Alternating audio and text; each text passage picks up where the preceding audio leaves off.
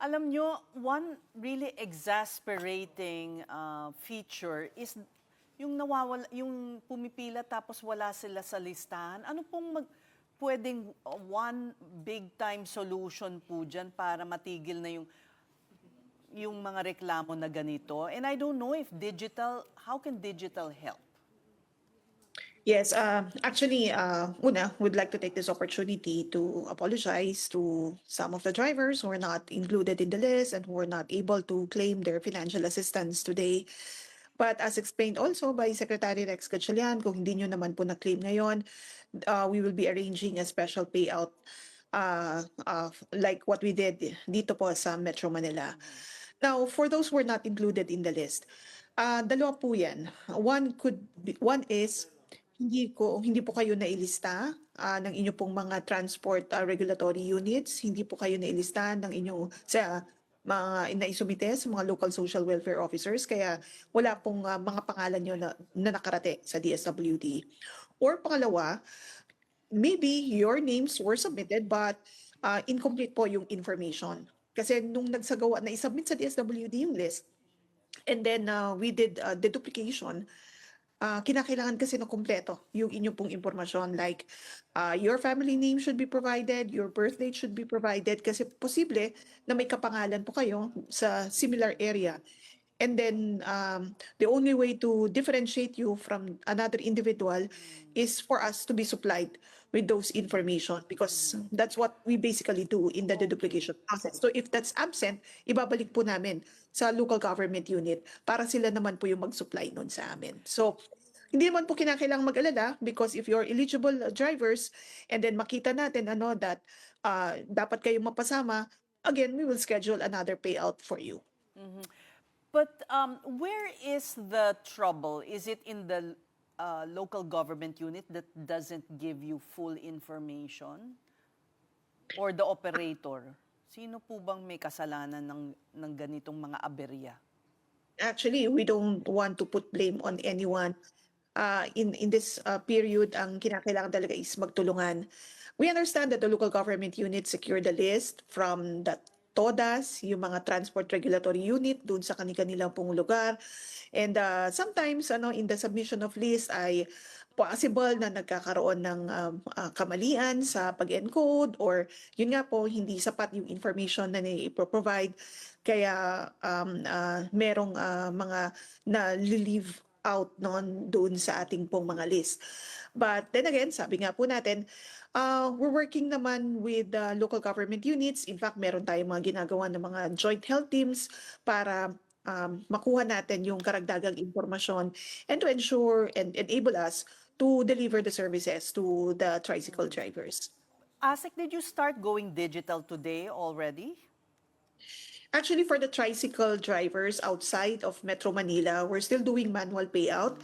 Kasi pamamaraan po yan ng DSWD to parang know your client processes yung ginagawa namin. So that when we adopt electronic wallets on the second wave of this financial assistance provision, ay mas magiging madali na, because we have already verified the information on those drivers, and then malalaman na natin din kung ano yung kanilang mga electronic wallets, or we will be able to help them come up with their electronic accounts para doon na nga po pupunta yung kanila pong mga cash relief assistance. So hindi pa nasisimulan?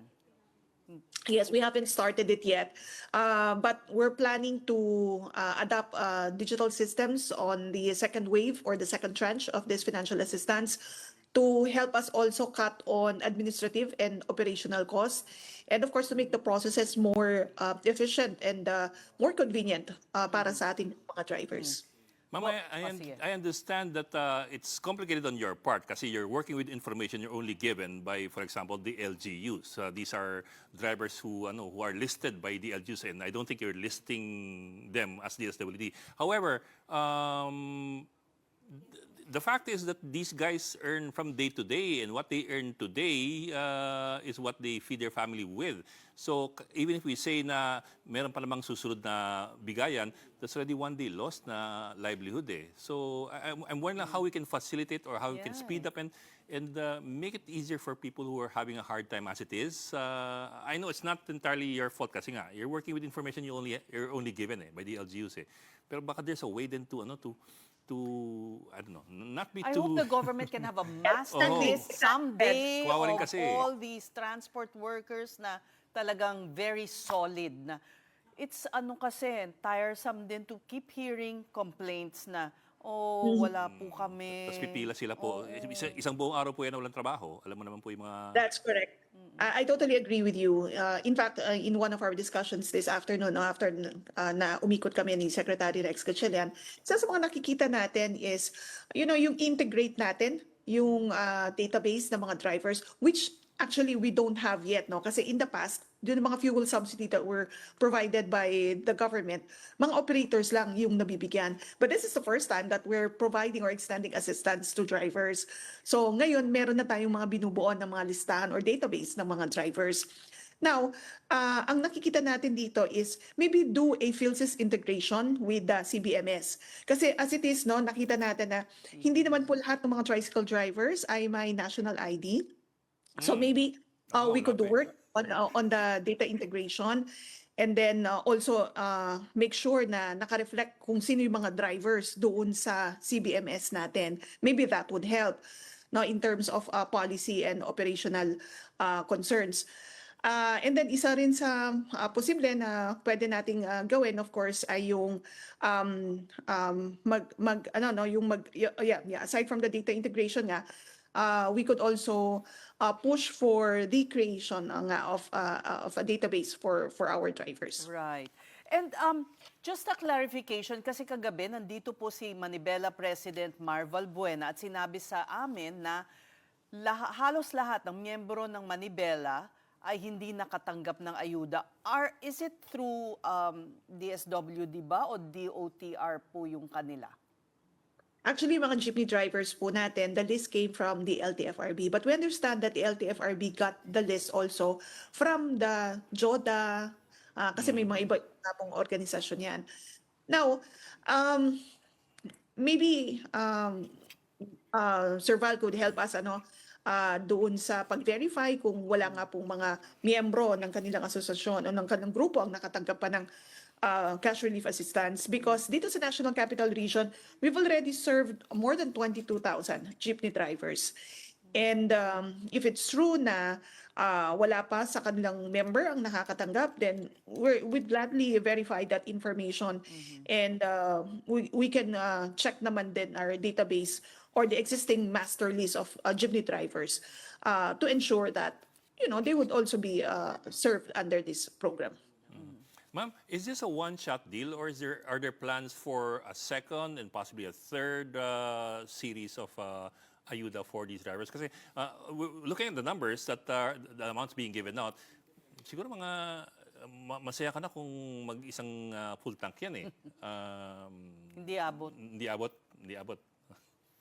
So Well, yeah, actually, we're looking at another round of distribution, no, for the financial assistance. Kasi yan po ang utos ng Pangulong Marcos Jr. sa DSWD na tuloy-tuloy na tulungan itong mga drivers natin who are most affected dahil nga doon sa patuloy na pagtaas ng presyo ng petrolyo.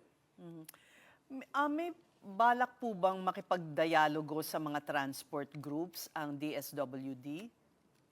Actually, since we did that already, pinatawag po ng DSWD ang LTFRB, ang mga TNCs, gayon din po yung mga asosasyon ng mga TNVS, mga FCC taxi drivers.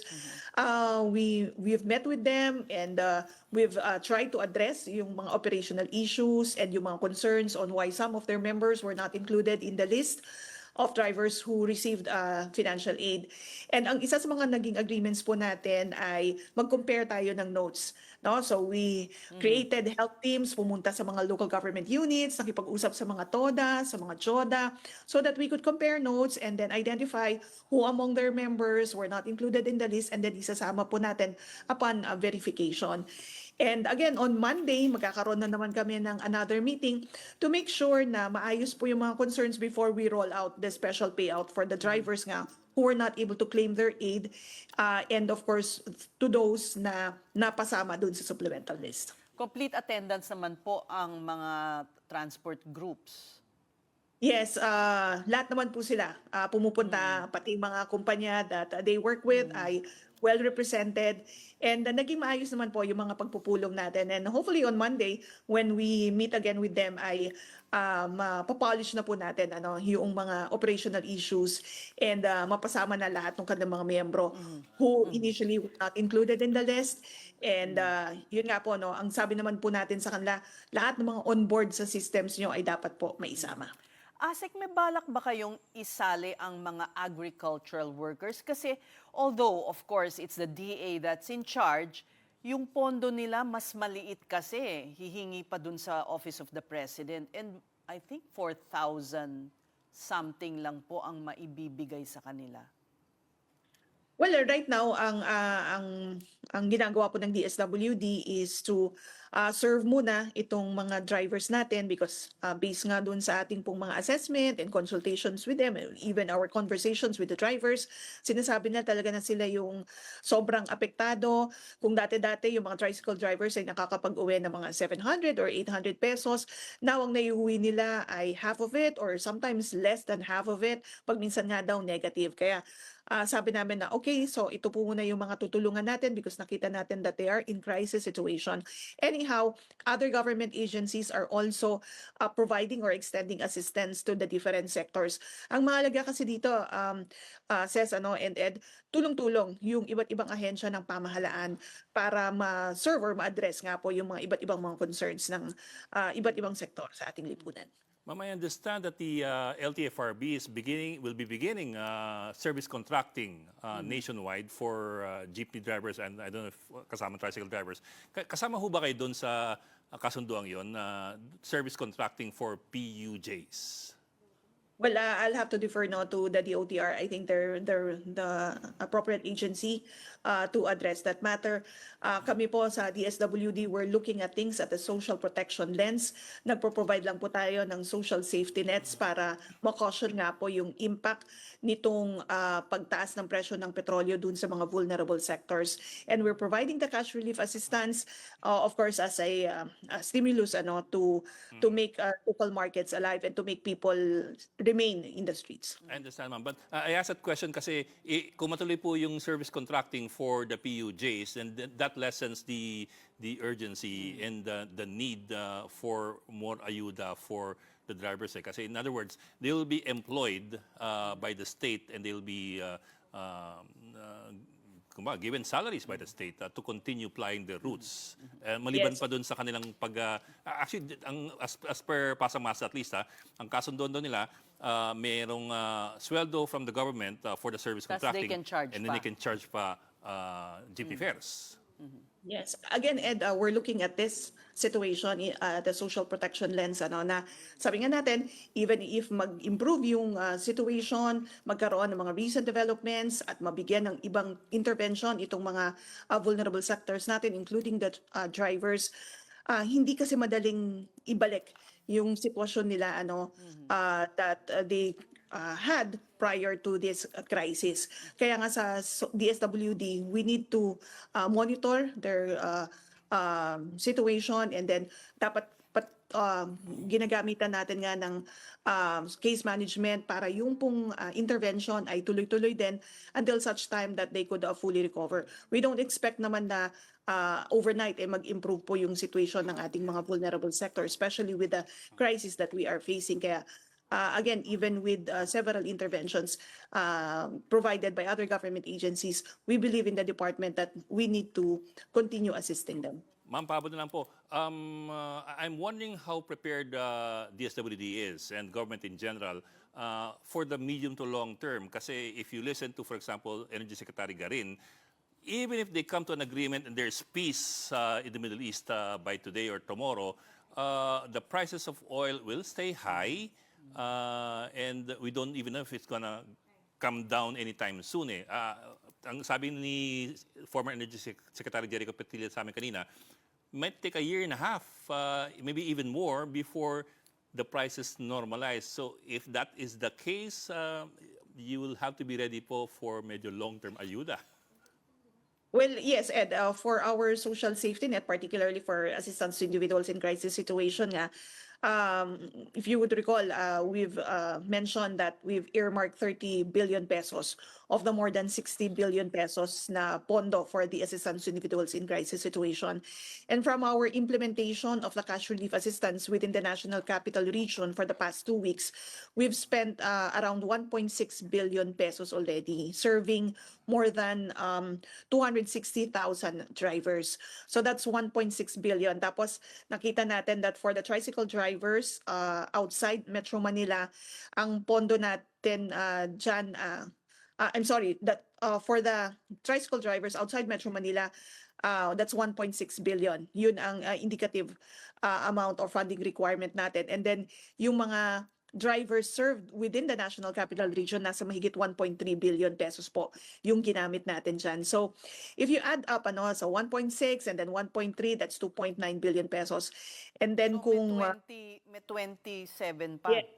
O para dun sa iba pang mga drivers no outside Metro Manila. So we think we're ready. We have more than enough budget to serve ito nga pong mga vulnerable sectors, even if we have to do another round or a repeat of this financial assistance. Kaya pa. provision. Ma'am, Hanggang ilang rounds? Several repeats yan. Hanggang ilang rounds ang kaya ng budget?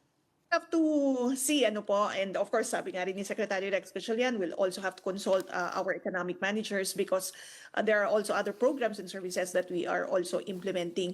Pero mahalaga rin dito yung nabanggit nyo nga, yung mga long-term solutions, yung mga other interventions that would really help yung ating pong mga vulnerable sectors. One of which, of course, is yung livelihood o yung Sustainable Livelihood Program of the DSWD, which actually, we're providing also to repatriated overseas Filipino workers. Yung pag-ikot namin kanina, nakita natin na may mga repatriated overseas Filipino workers na asawa ng mga tricycle drivers, and we've actually assessed them and provided seed capital fund so that they could also come up with livelihood activities. Okay, we thank you. But ASEC, I'm really looking forward today. We are looking forward to the day na wala na kaming maririnig na reklamo na wala ang pangalan ko sa listahan. Sana hindi na maulit talaga. Yes, Ms. Cesar, we're also looking at that day na lahat nga po ay lahat masaya dahil nakatanggap ng tulong at wala na po sana nga mga mag-express ng kanila pong mga hinaing dahil hindi nga po napasama sa listahan. But sabi ko nga po, we're working on that. We recognize the problem and we're working with other government agencies to address it. All right. ASEC Irene Dumlao, DSWD spokesperson. Thank you very much.